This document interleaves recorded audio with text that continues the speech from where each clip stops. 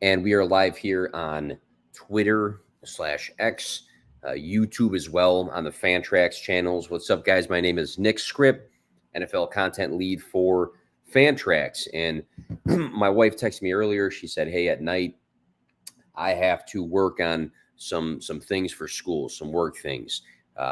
So I'll be upstairs doing this. And then I thought to myself, I'm like, you know what?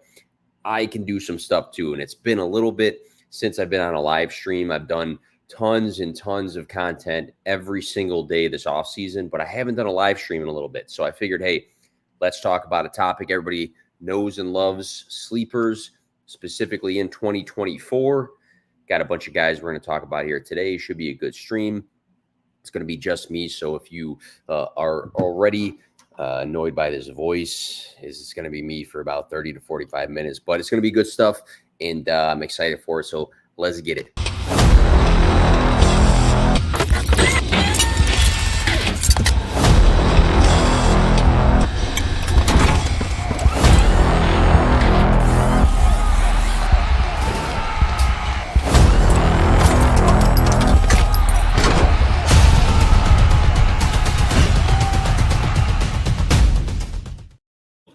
All right, so looking specifically at 2024 sleepers, and you can kind of apply this to dynasty or redraft, but it's a bit of both. Who are guys that are probably going to be undervalued in drafts, but actually perform over expectation in 2024? And then you can apply that to dynasty and say, hey, maybe the value, maybe the cost of these guys to acquire them right now in the offseason is lower than what their production could be. So we got a bunch of guys to list off here, starting with the quarterback in Bryce Young, who had a rough rookie season, in all honesty. And I know he didn't perform up to par.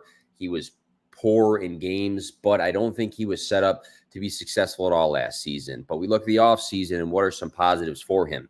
Head coach Dave Canales was hired. He has a history of developing quarterbacks. Examples are 2022 Geno Smith, 2023 Baker Mayfield, who had really nice seasons, had bounce backs in their career under Dave Canales. They signed guards Robert Hunt and Damian Lewis, who are listed on the depth chart as offensive line starters. So they have addressed that O-line that was pretty mediocre in 2023. Deontay Johnson has been added. He's earned over 140 targets in 3 seasons. He's an elite route runner. The ability to get open is very, very obvious without even dropping the specifics on the stats there. So you have a true target earner in Deontay Johnson, who I like a lot as well. He probably could have made this stream, but we'll stick with his quarterback, Bryce Young. Drafted wide receiver Xavier Legette in the first round. He had a big 2023 season. They also added Jonathan Brooks, who I like a lot. He was my running back 1 in this draft class. He's more of a future, probably impact on Bryce Young and the Panthers. I think it'll be Chuba Hubbard and Miles Sanders probably in the beginning of the season, because Brooks is coming off of that big injury. Potential tight end 1 as well in the draft, Jatavian Sanders in the 4th round. He had a nice pass-catching profile out of Texas. So he did have a bad rookie season, Bryce Young. He needed to be better at times, but again, he was not set up to be successful. I think we can look at a similar path to Trevor Lawrence. Trevor Lawrence had that terrible rookie season. Then the Jaguars added some things around him to help him and support him, and he had a big leap in that second year statistically. And I think the coaching change, the offensive line helped, the addition of weapons. I mean, Jonathan Mingo just didn't look the part, to be honest. DJ Shark was typical DJ Shark. Adam Thielen looked really nice for a bit, but again, older veteran, of course, that production was going to dip off. So they did add some things to him. I like Bryce Young in 2024 to have a big year too. It wouldn't be a stream that Nick Skrip is talking on if I didn't talk about DeAndre Swift. Running back 24, running back 15, running back 8, and running back 15 in fantasy points per game through 4 seasons. Pass catching upsides there, 39, 48, 62, and 46 reception seasons. Career high 452 receiving yards in 2021. Number 2 in target share for the running back position, again, back in 2021. Career high 1,049 rushing yards this past season with the Eagles. He's a playmaker, number 15 in evaded tackles and number 11 in breakaway runs in 2023, number 4 in yards created in 2021. Efficiency, we've seen that out of him, number 2 in yards per touch number 8 in true yards per carry, and 5.5 yards per carry all in 2022. He lands in Chicago, who looked to be one of the fastest growing offenses in the NFL. So you got Caleb Williams under center now. You add Keenan Allen, who was phenomenal and healthy last season. DJ Moore had a great first year in Chicago. Rome Odunze led the nation in receiving yards. He's in Chicago. You already had Cole Kmet. Gerald Everett is going to be a tight end too there. A lot of moving pieces in Chicago. It's a fast-growing offense. It's going to be a very good offense. And now you add a playmaker into the mix who's not going to be the focus of defenses when it comes to a Caleb Williams-led offense with these pass catchers. So I think Swift is going to continue to be a guy that's efficient with the ball in his hands, be a guy that catches passes out of the backfield, be the true dual threat running back that he is. And, the efficiency metrics, the playmaking metrics I talked to you guys about just shows that he is, again, a guy that can do a lot when on the field, when healthy, with the touches. And I do think he is going to be a big factor and a guy that's probably going to be slept on when it comes to where he goes in redraft. Right now, I don't think he's going to cost you what a lot of other, like even guys like James Cook and Kenneth Walker and those guys that are probably around the same maybe tier as DeAndre Swift. He's going to cost less than them. I still got faith in Jackson Smith-Njigba, and a lot of people say, well, what about the quarterback situation? And he didn't do much in his rookie season, but very plain and simple, 93 targets as a rookie. And you look at the target competition, it's Tyler Lockett and DK Metcalf. Lockett had 122, DK Metcalf had 119. So you look at some of these other successful rookies this past season, and you look at their target competition. Rashee Rice, obviously had Travis Kelce, but who else was he really competing for for targets? And it's not taking anything away from him, but Jaden Reed, he came in and he balled out, but who was he actually competing for when it came to targets? And I think you can kind of look at some of these other rookie wide receivers this past season who did well for fantasy football, but there's a lot of shade on JSN, even though, hey, at the end of the day, targets are earned, and he had two very good pass catchers in front of him. And I don't think a lot of the rookies you could say that for. Some flashes this past season, week 7, 4 catches for 63 and a touchdown, scored in week 8. Week 9, 6 catches for 63. Week 13, 7 for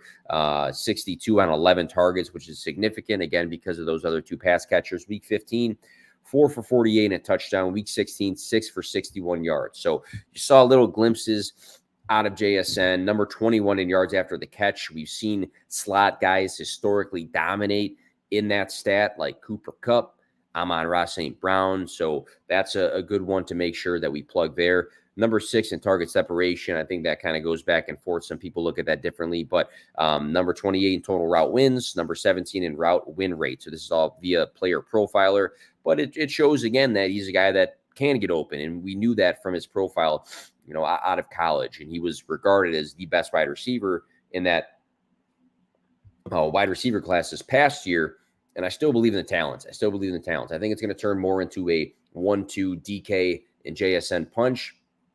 Geno Smith, maybe Sam Howell. I think that's going to be a big indicator on both of those guys' success this coming season. Pat Freiermuth, another guy that I've historically liked, and I think that this coming season looks bright for him. I really do. It wasn't just one quarterback upgrade; it was 2. Very comfortable with Russell Wilson or Justin Fields being Pat Freiermuth's quarterback in 2024. 2023 missed time. He played 12 games. It was a down Pittsburgh year for pass catchers mostly in general.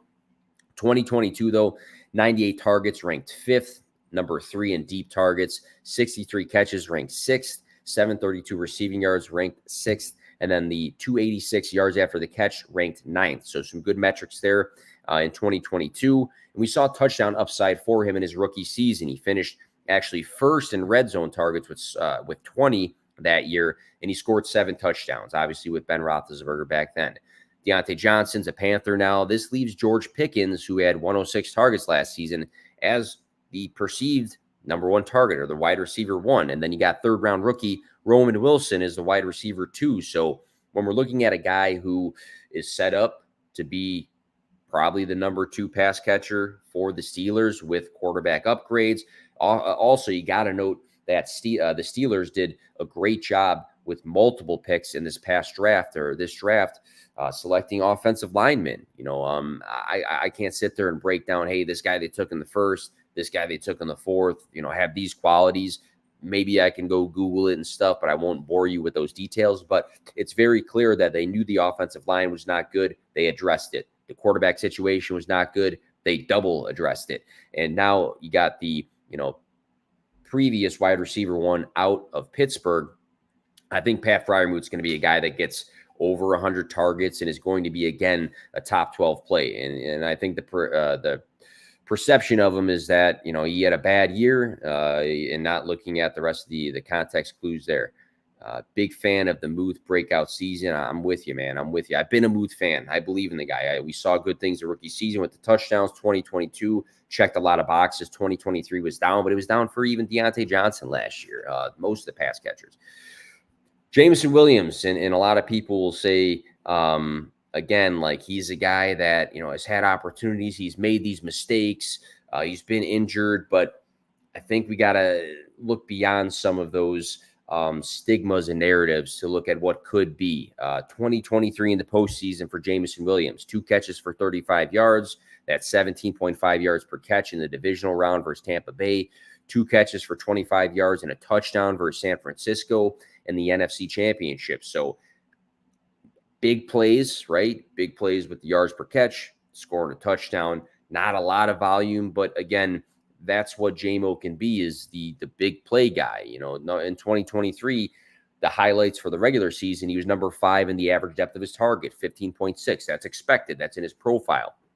Number 35 in yards per target. Not amazing, but again, where people view him and where they probably have him ranked is probably beyond that. Number 28 in yards per reception. So the first one, number 35, was yards per target. Number 28 in yards per reception. He had games of 34.5, 25.5, 22, and 26.5 yards per catch. Again, explosive downfield playmaker is what his profile was in college. That's why he drew that big-time draft capital. And he only started playing above 50% of the snaps this past season come week 10. Again, as a prospect, 1,572 yards and 15 touchdowns at Bama in 2021. First-round draft capital. Just a super explosive profile. You got injuries, gambling, those things have impacted him being on the field, right? Him performing to expectation. And you're going to have Amon-Ra St. Brown, who's a sneaky candidate to be the wide receiver one, command maybe the most targets this year, maybe top 3 targets this year. Sam Laporta, best rookie tight end season ever. He's probably going to be the number 2 guy, right, when it comes to targets. But this is a very good offense at the end of the day. Shout out to Jared Goff. I'm going to have to make another video about him because I've always been a Jared Goff truther, and he deserves to get extended, and that's what happened. But it's a very good offense in Detroit. He could be, that third option, that third target that has more of a chance to make the big plays. So before, when J-Mo is getting 3, 4 targets, 5 targets, maybe he's catching 2 balls, making 2 big plays. If he can have more of a consistent target share, that's going to be scary, because I've said this so many times before, but you're giving a big play guy more opportunities to make the big plays. So I like Jameson Williams, not to be like a top 12 guy or anything wild, but to be a flex, a high upside flex play. Let's talk about Greg Dulcich. So I plugged this today, but you look back to that rookie season in 2022, he played 10 games. He was number 3 in the average depth of his target, 10.6. Number 3 in deep targets at 12. So that kind of stands out. He had the 3rd most deep targets, but he only played in 10 games, right? Number 11 in air yards, 584. So again, top 12 in air yards, only played 10 games. Number 9 in yards per reception, 12.5. That's a good efficiency metric. Here's what stands out to me, though, the fantasy finishes. So again, 10 games played. Here's 50% of them. Here's half of them. Tight end 11, tight end 7, tight end 9, tight end 2, and tight end 7. So half the games he played as a rookie, top 12 fantasy tight end. To me, that's great math right there. You love to see that. And then you look at Denver. Jerry Jeudy, gone. Cortland Sutton had a good season from a lot of people's point of views, but it was because he scored touchdowns. If you take away the 10 touchdowns from Cortland Sutton, in my opinion, he had a pretty shitty season. I don't think he's meant to be a wide receiver one on any team in the NFL.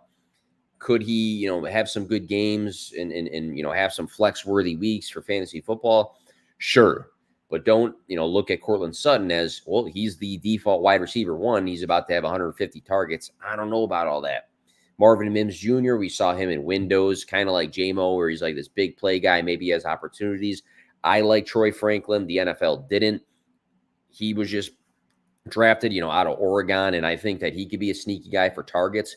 But when I'm naming, these guys on the list here, there's no true like wide receiver one. There's nobody that's clearly going to get 150 targets, 120 targets even. That's why I like Greg Dulcich, because I feel like, his rookie season, we saw a lot of flashes. We saw him be able to make some bigger plays. We saw him be targeted deep. We've seen the fantasy finishes. So if he ends up somehow being that second target in Denver for Bo Nix, there's a lot of fantasy implications. And he is like disgustingly cheap right now. For Dynasty and in redraft, he's probably not going to get drafted unless we have a bunch of hype that comes out. But keep your eye on Greg Dulcich.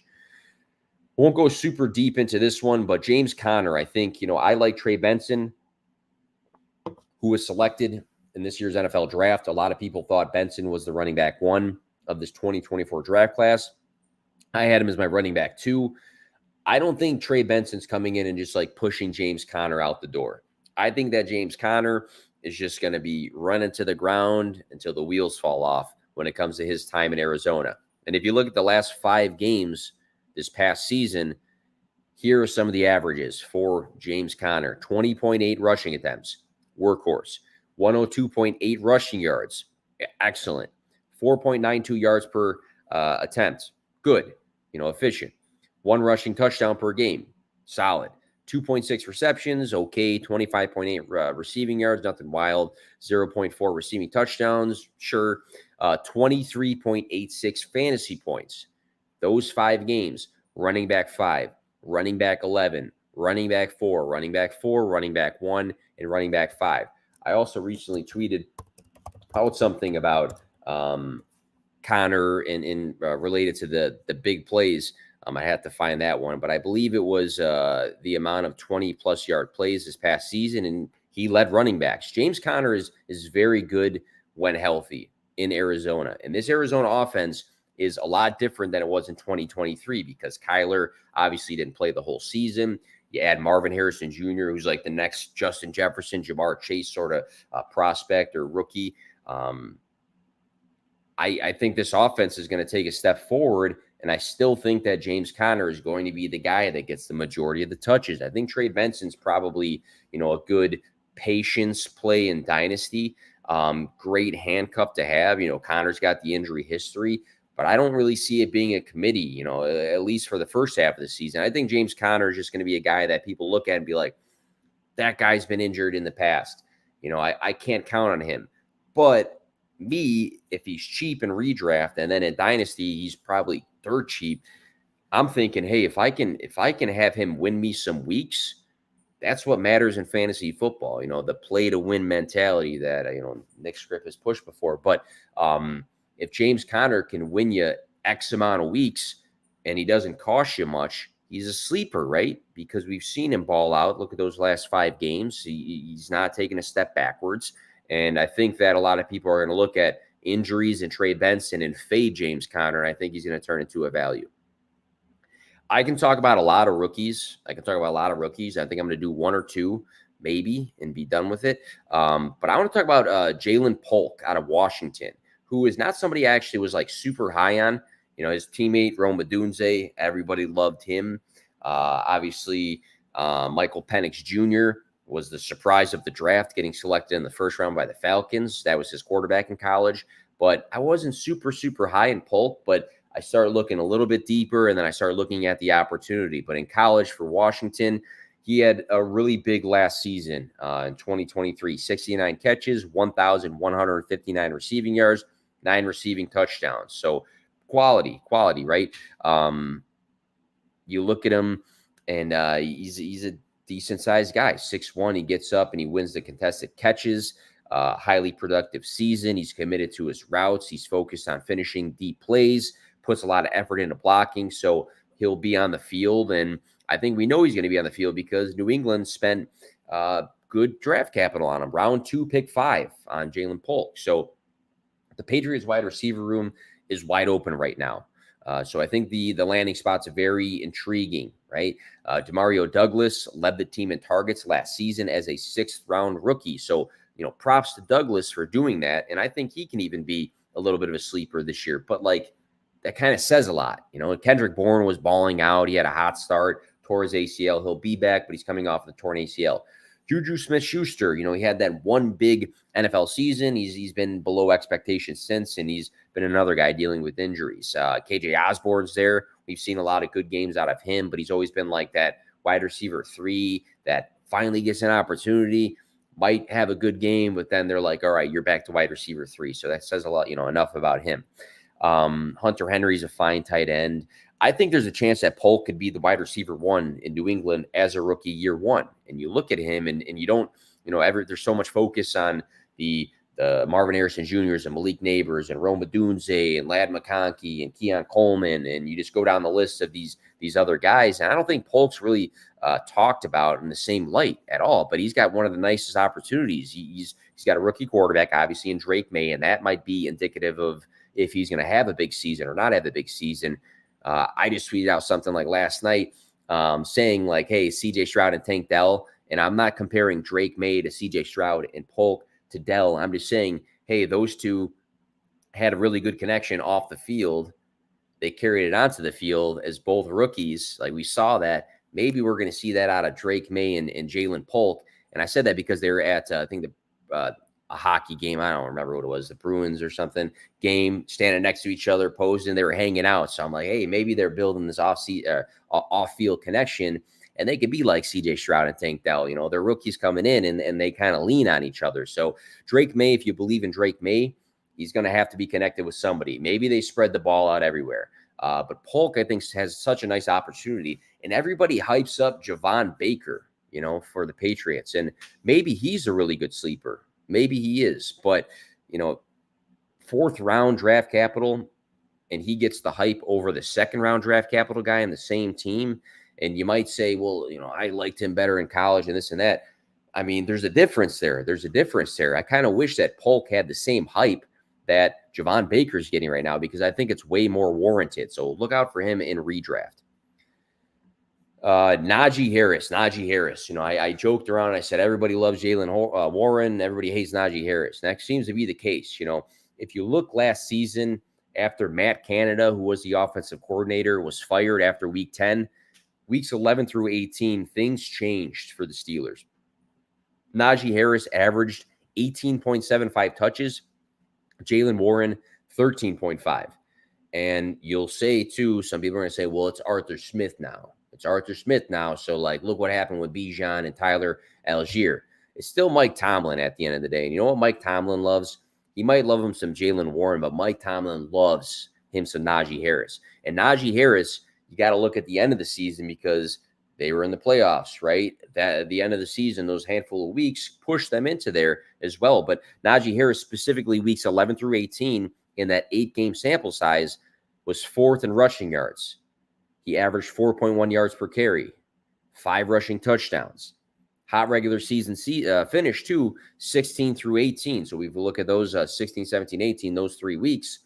6th in rushing yards, tied for 1st in rushing touchdowns, 3rd in total fantasy points. He actually averaged 20.8 fantasy points per game. Player profiler in 2023, number 13 in yards created, number 12 in juke rate, number 4 in breakaway runs. A lot of people don't think that's in his bag. 3 straight seasons of 1,000+ rushing. I think he's very underrated in terms of the perception of Najee Harris and what he actually goes out and does.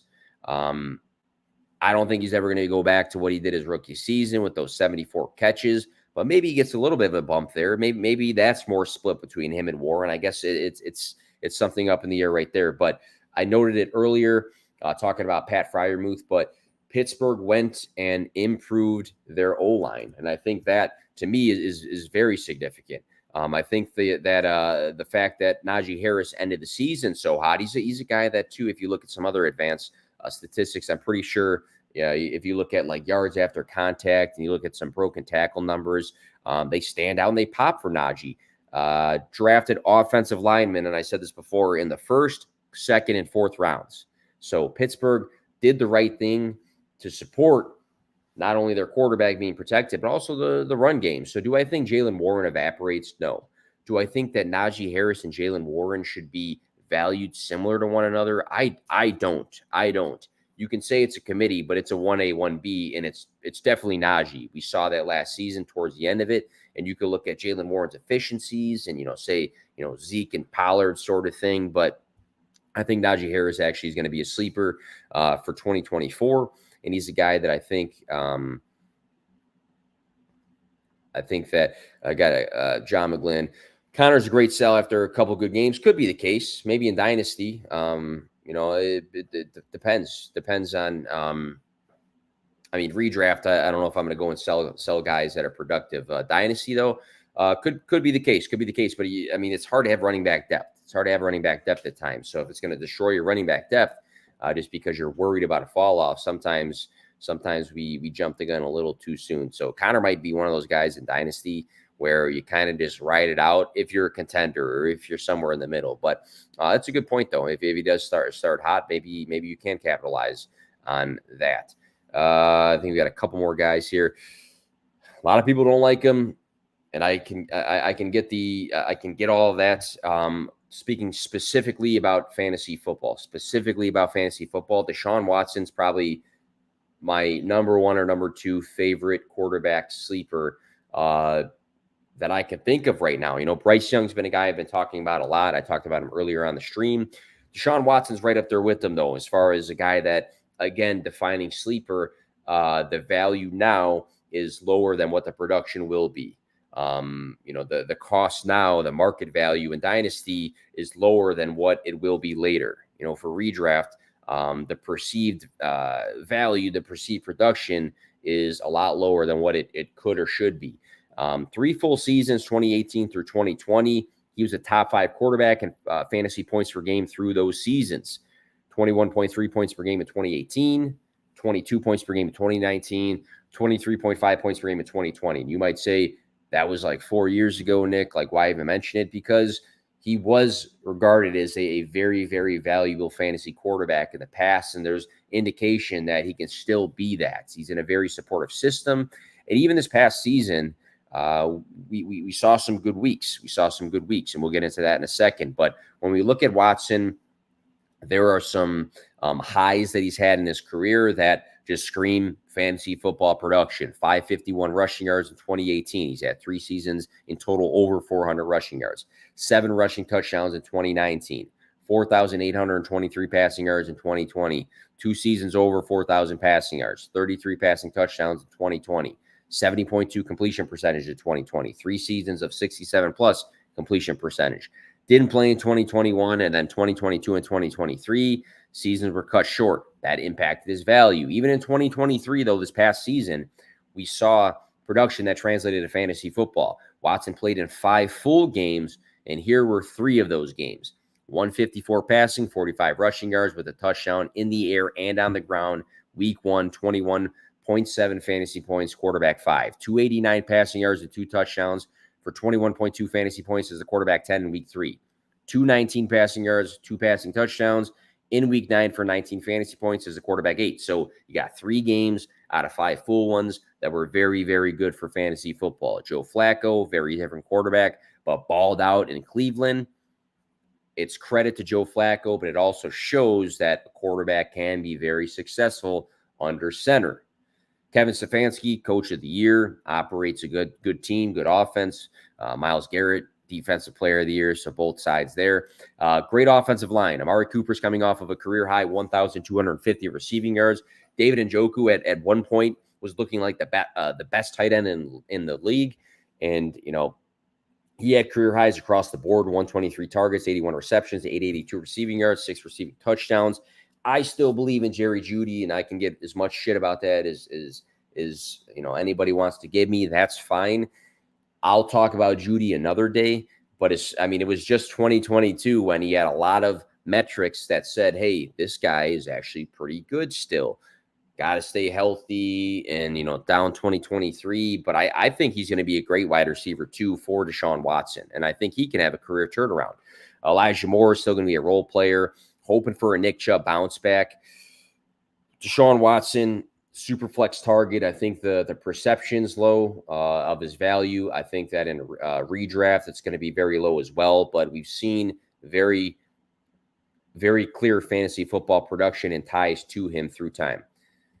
This one I'm going to mention like super, super fast and not get into him much at all. But Mike Williams, through 3 games this past season, averaged 8.67 targets, 6.33 receptions, 83 receiving yards, 16.73 fantasy points.